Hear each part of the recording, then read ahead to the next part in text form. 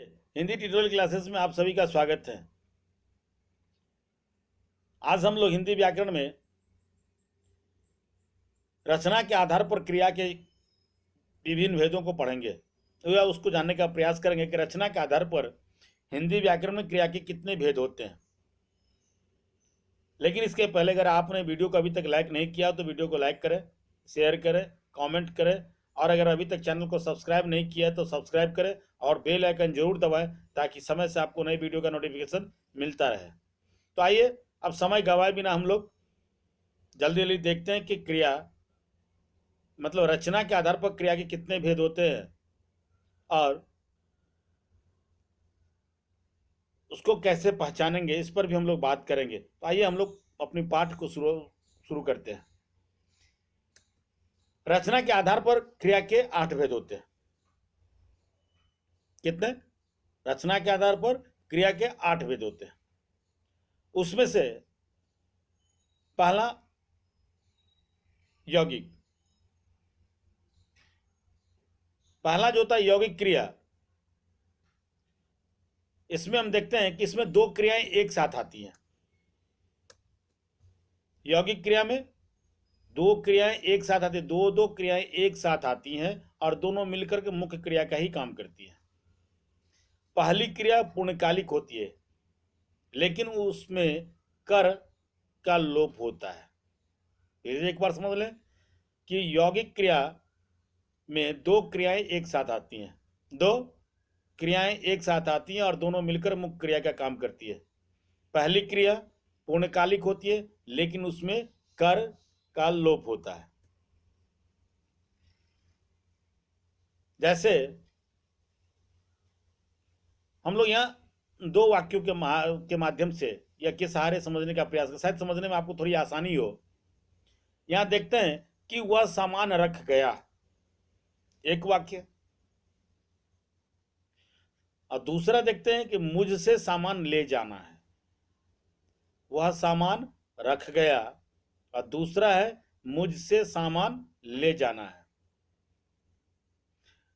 अभी इस पर हम लोग भी बात करें, लेकिन थोड़ा पीछे आकर के याद करें कि मैंने कहा यौगिक क्रिया में दो क्रियाएं एक साथ आती हैं। अब पूर्वकालिक क्रिया, दोनों क्रियाएं मिलकर मुख्य क्रिया के जैसे काम करती हैं और उसमें जो पहले वाली क्रिया होती है वो पूर्णकालिक क्रिया होती है। ठीक है, और इसमें मैंने बताया आपको कि कर का लोप हो जाता है। वो कैसे, इसको ध्यान में रख करके तब फिर देखिए सेंटेंस को कि वह सामान रख गया। इसमें दो क्रियाएं साथ आई हैं, रख और गया, दोनों साथ है, दोनों क्रिया, रख भी क्रिया है और गया भी क्रिया है। दूसरे सेंटेंस में देखें, दूसरे वाक्य में देखें तो ले जाना, ले जाना है, तो ले जाना है, ये दोनों भी क्रिया है। तो यहां एक चीज और हमने कहा था कि कर का लोप हो गया या होता है। मान के चलिए इसी वाक्य को अगर कोई दूसरा आदमी बोले, मैंने अगर कहा आपको कि वह सामान रख गया, मैंने आपको बोला कि वह सामान रख गया, पर कोई आदमी ऐसे भी तो हो सकते हैं जो इसको कह सकते हैं वह सामान रख कर गया, वह सामान रख कर गया, ऐसा भी कुछ लोग कह सकते हैं नहीं। तो यहां हम देखते हैं कि वो उतना सही नहीं है। ठीक है, वो लोग बोलते हैं, पर यहां हम देखते हैं कि वह सामान रख गया। तो रख गया का क्या मतलब? रख कर गया। रख गया का मतलब रख कर गया। कर यहां क्या हो गया? कर का लोप हो गया यहां पर। इसी तरह मुझसे सामान ले जाना है, मुझसे सामान ले जाना है मतलब क्या? सामान को लेकर जाना है। सामान ले जाने का मतलब सामान को लेकर जाना है। तो यहां कर का लोप हुआ, कर तो है नहीं पर उसका सेंस यही है, भाव यही है कि लेकर के जाना है, पर कर का उपयोग यहां हम नहीं करते, उसका हम लोप कर देते। तो ये होता है यौगिक क्रिया, मतलब दो क्रियाएं एक साथ आती हैं, दोनों क्रियाएं मिलकर मुख्य क्रिया के रूप में काम करती हैं। पहली जो क्रिया होती है वो पूर्णकालिक होती है और इसमें कर का लोप हो जाता है। भाव में कर होता है पर शब्द में कर नहीं होता है, कर का लोप हो जाता है। हम उसको अगर कर का लोप करके बोलते हैं, कुछ लोग हो सकता है कि कर का लोप करके नहीं बोलते हो, ये भी सही है और ये भी सही है। पर यहाँ अगर उसमें कर का लोप हो जाता है, दो दो क्रियाएं साथ आती हैं और उसमें कर का लोप हो जाता है तो यौगिक क्रिया कहलाती है। ठीक है, आगे देखते हैं। तो ये बात समझ में आ गई ना आपको कि दो सामान रख कर गया और मुझसे सामान ले जाना है, दोनों में कर का लोप हो गया है। ठीक है, इस तरह ये दोनों ही वाक्य क्या है, यौगिक क्रिया के उदाहरण है। ये दोनों यहाँ जितने भी दोनों दोनों वाक्य में जितने भी क्रियाएं आई हैं वो सारी क्रियाएं यौगिक क्रिया के उदाहरण है। क्लियर। अब दूसरा है संयुक्त क्रिया। संयुक्त क्रिया दो क्रियाओं से मिलकर बनती है, दो क्रियाओं से मिलकर बनती है संयुक्त क्रिया। लेकिन मुख्य क्रिया का जो मुख्य अर्थ होता है वो पहली क्रिया के द्वारा प्राप्त होता है। मतलब उसकी जो पहली क्रिया होती है वही अर्थ के लिए पर्याप्त होता है, मतलब उसी के ऊपर अर्थ निर्भर करता है। ठीक है, फिर से समझ लें कि संयुक्त क्रिया दो क्रियाओं से मिलकर बनती है, दो क्रियाओं से मिलकर बनती है संयुक्त क्रिया। लेकिन इसमें क्रिया का मुख्य अर्थ केवल पहली क्रिया के द्वारा बताया जाता है या उससे लगता है, उसकी पहली क्रिया से। जैसे चल देना, चल देना, इसमें देखें तो चल देना में क्या है, चलना और देना, चलना और देना। तो इसमें मुख्य क्रिया क्या है, वो चल है, चलना है। ठीक है ना, उसमें चल मुख्य क्रिया है। लेकिन दोनों मिलके अगर आते हैं तो संयुक्त क्रिया है। अगर दोनों अलग अलग कर दें तो फिर वो नहीं हो पाती। ठीक है, तो यहाँ चल देना ये संयुक्त क्रिया के उदाहरण है। इसी तरह दूसरा अगर देखें कर लेना, मतलब करना और लेना, करना और लेना, ये भी संयुक्त क्रिया के उदाहरण है। इसी तरह आ जाना, मतलब आना और जाना, आना और जाना दोनों संयुक्त क्रिया है। ठीक है, इस प्रकार की क्रिया में दूसरी क्रिया पहली क्रिया की सहायक क्रिया के रूप में काम करती है। मतलब इसमें जो पहली क्रिया होती है वो प्रमुख होती है और उसकी सहायता कौन करती है, तो दूसरी वाली जो क्रिया होती है। जैसे मैंने बताया आ जाना, चल देना, मतलब चल पहली क्रिया है और उसकी सहायता कौन करती है, देना। ठीक है, चल देना, तो दोनों मिल के तो ये संयुक्त क्रिया। ठीक है, पहली क्रिया की सहायक क्रिया के रूप में दूसरी क्रिया होती है, यानी दूसरी क्रिया पहली क्रिया की के लिए सहायक क्रिया के रूप में काम करती है, ये सहायक संयुक्त क्रिया। अब है आपके लिए तीसरा, जिसको समस्त क्रिया कहते हैं। क्या कहते हैं उसको हम लोग, समस्त क्रिया कहते हैं। जब दो क्रियाएं मिलकर समास के जैसा हो जाए, हो की जैसी हो जाए, के जैसे हो जाए। अगर जब दो क्रियाएं मिलकर समास के जैसे हो जाए और उसके अर्थ बने रहें, अर्थ में कोई अंतर नहीं हो, अर्थ में कोई बदलाव ना हो। फिर समझ ले कि जब दो क्रियाएं आती हैं एक साथ और देखने से समास के जैसे लगते हो, किसके जैसे, समास के जैसे देखने से लगते हो और उसके अर्थ वैसे ही हो, उनके अर्थ में कोई परिवर्तन नहीं हुआ हो, तो इस प्रकार की जो क्रियाएं होती है उसको समस्त क्रिया कहते हैं। फिर एक बार फिर समझ लें कि जब दो क्रियाएं एक साथ आए, देखने से वो समास के जैसे लगें देखने से, और उनके अर्थ में कोई परिवर्तन न हो, अर्थात वो अपने अर्थ के साथ मौजूद हो, तो इस प्रकार की जो क्रिया होती है वो समस्त क्रिया कहलाती है। क्या कहलाती है, वो समस्त क्रिया कहलाती है। ठीक है, जैसे वह आजकल पढ़ लिख नहीं रहा है, वह आजकल पढ़ लिख नहीं रहा है, तो यहां पढ़ लिख। दूसरा वाक्य है अब मैं चल फिर सकता हूं, अब मैं चल फिर सकता हूं, यहां पर चल फिर, ये दोनों जगह, दोनों वाक्य में, एक में पढ़ लिख और दूसरे में चल फिर, समस्त क्रिया के उदाहरण है। किसके? समस्त क्रिया के उदाहरण है। पढ़ लिख भी और चल फिर, ये दोनों समस्त क्रिया के उदाहरण है। चौथा है नाम धातु क्रिया। जब संज्ञा, सर्वनाम या विशेषण शब्दों में प्रत्यय लगाकर धातुएं बनती हैं, धातुएं बनती हैं।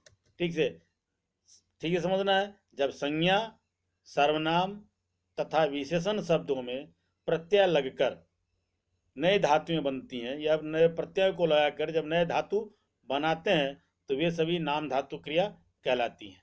जैसे शरम से शर्माना, टक्कर से टकराना।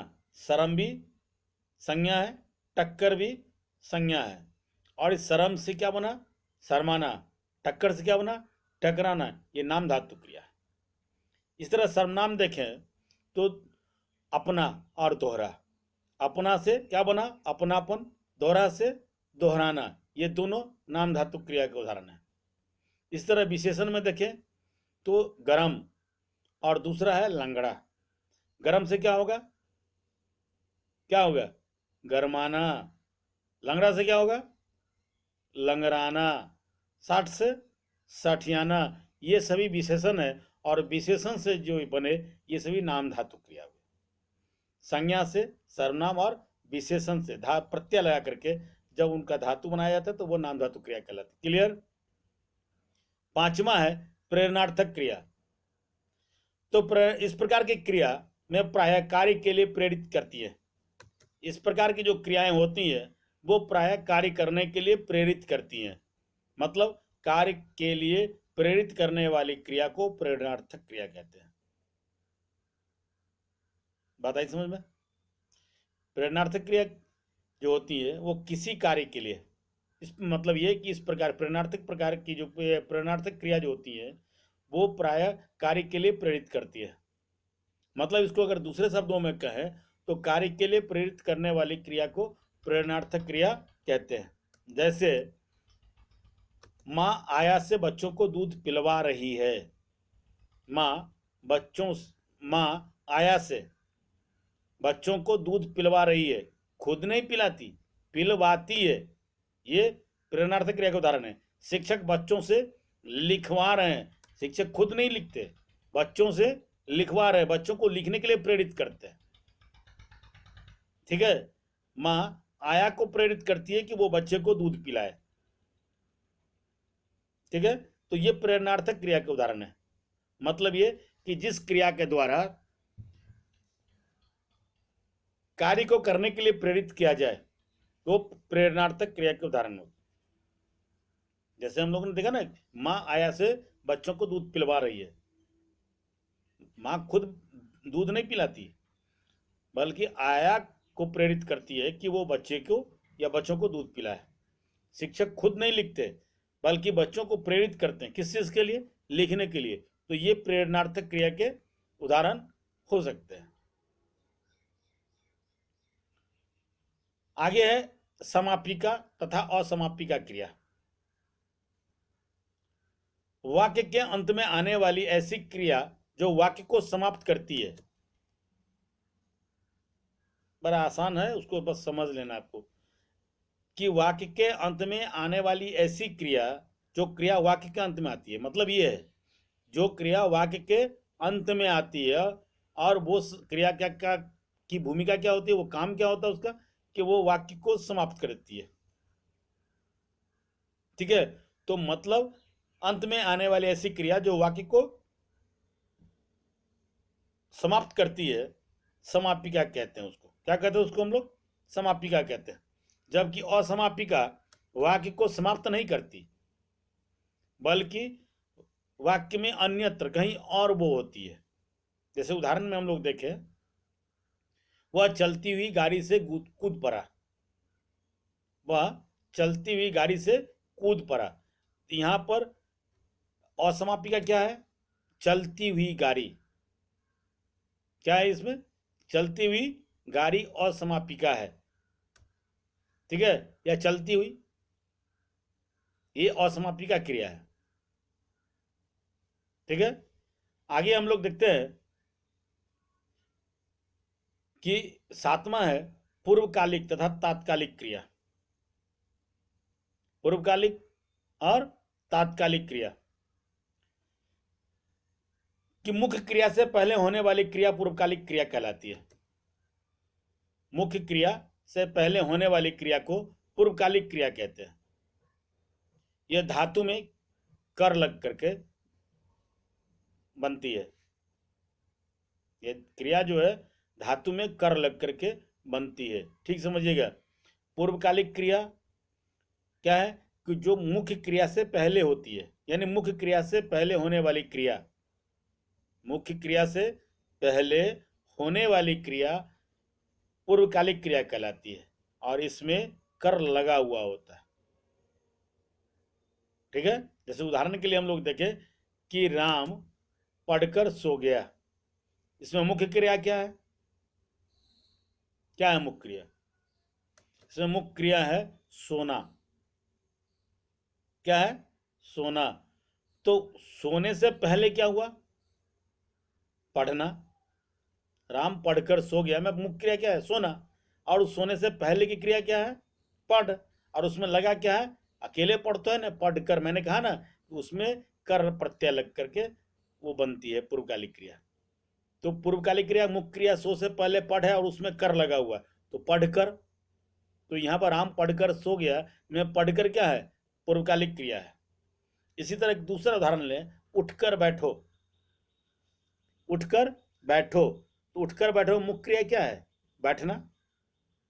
मुख्य क्रिया क्या है? बैठना। और उस बैठने से पहले की मुख्य क्रिया क्या है? अति मुख्य क्रिया बैठना है और उसके पहले की क्रिया क्या है? उठना। अब उठने में क्या लगा है? कर।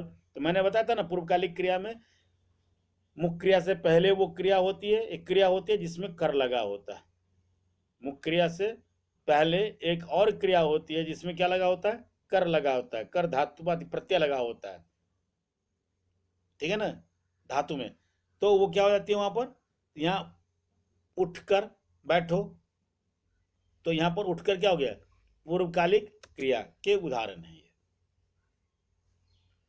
अब है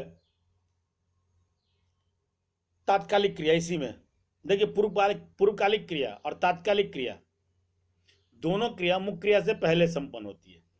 चाहे वो पूर्वकालिक क्रिया हो चाहे वो तात्कालिक क्रिया हो, दोनों मुख्य क्रिया से पहले संपन्न होती है। पूर्वकालिक क्रिया में क्या होता है? मुख्य क्रिया से पहले धातु में कर लग करके वो क्रिया संपन्न होती है। जबकि तात्कालिक में होता क्या है? ये तात्कालिक क्रिया भी मुख्य क्रिया से पहले संपन्न होती है, पर इसमें क्रिया के समय में अंतर नहीं होता है। क्रिया के समय में अंतर नहीं होता। काम को करने या काम को संपादित करने के समय में जरा सा भी अंतर बिल्कुल भी नहीं होता है। मतलब एक ही समय पर वो सभी काम होते हैं। जैसे उदाहरण के तौर पर हम लोग देखें अगर, तो एक उदाहरण हम लोग ले सकते हैं। जैसे उदाहरण के लिए हम ले कि वह आते ही सो गया। दो काम एक साथ हुआ, आना भी हुआ उसका और फिर सो जाना भी हुआ। वो आया भी और सो भी गया। तो कहते हैं ना वो आते ही सो गया। वो आया और सो गया।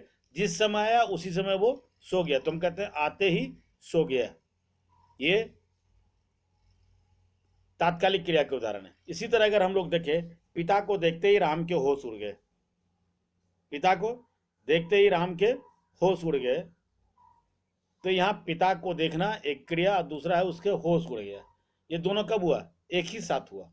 जो ही वो पिता को देखा ठीक उसी समय उसके होश उड़ गए।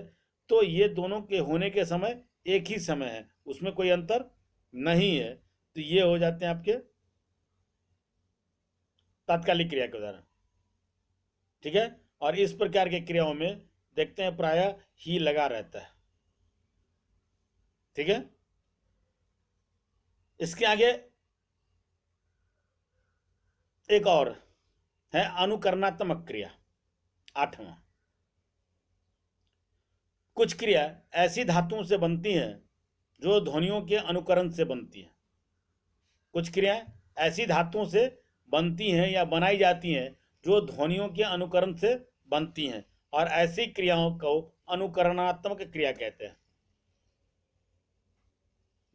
ठीक है, जैसे हिन हिन, खट खट, छन छन, धक धक, ये ऐसी क्रियाएं हैं जो अनुकरणात्मक क्रिया के उदाहरण कहे जाते हैं। ठीक है, आज के वीडियो में अभी के लिए बस इतना ही। आप देखते रहिए हिंदी ट्यूटोरियल क्लासेस। आपने वीडियो को अभी तक लाइक नहीं किया तो वीडियो को लाइक करें, शेयर करें, कोई सवाल हो तो कमेंट करें, और अगर अभी तक चैनल को सब्सक्राइब नहीं किया हो तो चैनल को सब्सक्राइब करें, बेल आइकन जरूर दबाएं ताकि समय से नए वीडियो का नोटिफिकेशन आप सबको मिलता रहे। आप देखते रहिए हिंदी ट्यूटोरियल क्लासेस। धन्यवाद।